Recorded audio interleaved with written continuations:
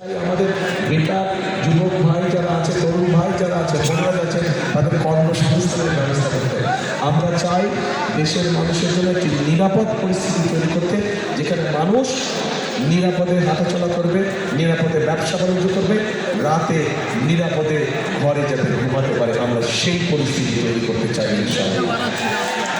কিন্তু সেই পরিস্থিতি তৈরি করতে হলে প্রিয় ভাই বোনেরা, আপনাদের সকলের সহযোগিতা প্রয়োজন। জনগণ যদি পাশে থাকে, কেউ তাকে কোনো আটকে রাখতে পারে না, জনগণ যার পাশে থাকে। কাজেই বিএনপি সকল সময় একটি স্লোগান দেয়। কি সেই স্লোগান? জনগণই সকল ক্ষমতার উৎস।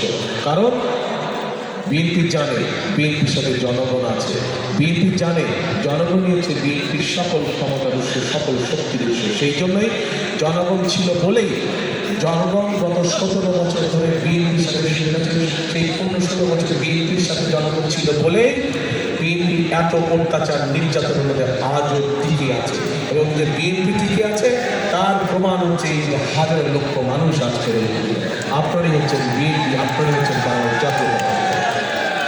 কাজে প্রিয় ভাই বোনরা, আসুন এই মানুষগুলো, এই যে মঞ্চের ছোট মঞ্চটা, এখানে যারা বসে আছেন ওনারা স্বজন হারিয়েছেন, নিজেরা কেউ কেউ ক্ষতিগ্রস্ত হয়েছেন, বন্ধুত্ব বরণ করেছেন হয়তো বা। এখন এই মানুষগুলোর ত্যাগ বৃথা যেতে দেওয়া যায় না। কাজে এদের ত্যাগ যদি বৃথা যেতে না দেওয়া যায়, তাহলে আমাদেরকে সতর্ক থাকতে হবে। তাহলে 5ই আগস্টের পরে যেই পরিবর্তন এসেছে, এই পরিবর্তনটাকে আমাদের অর্থ উপভোগ করতে হবে।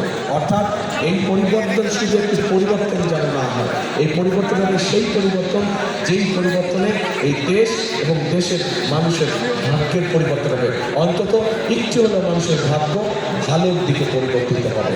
আসুন আমরা সকলে যদি কাজ করি, আমরা সকলে যদি ঐক্যবদ্ধ থাকি, ইনশাআল্লাহ তাহলেই আমরা আমাদের সেই প্রত্যাশিত বাংলাদেশ গড়ে তুলতে সক্ষম হব।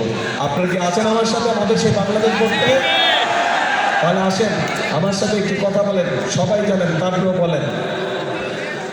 এখন আরেকটা কথা বলি, আজকে যদি আপনাদের সামনে আমি এই যে বিভিন্ন দল আছে, এই দল সম্বন্ধে যদি এই আবল তাবল বিভিন্ন কথাবার্তা বলে যেতাম, তাদের কোনো লাভ হতো আপনাদের? আমরা তো রাজনীতি করি কার জন্য? রাজনীতি করি দেশের জন্য, দেশের মানুষের জন্য, দেশের জন্য, দেশের মানুষের জন্য। মানুষও তো জানতে চায়, কি জানতে চায় যে বিএনপি ক্ষমতায় গেলে বিএনপি জনগণের জন্য কী করবে, তাই তো নাকি? দিয়ে চারের মতো, তাই তো? কাজে বিএনপি ক্ষমতায় গেলে কি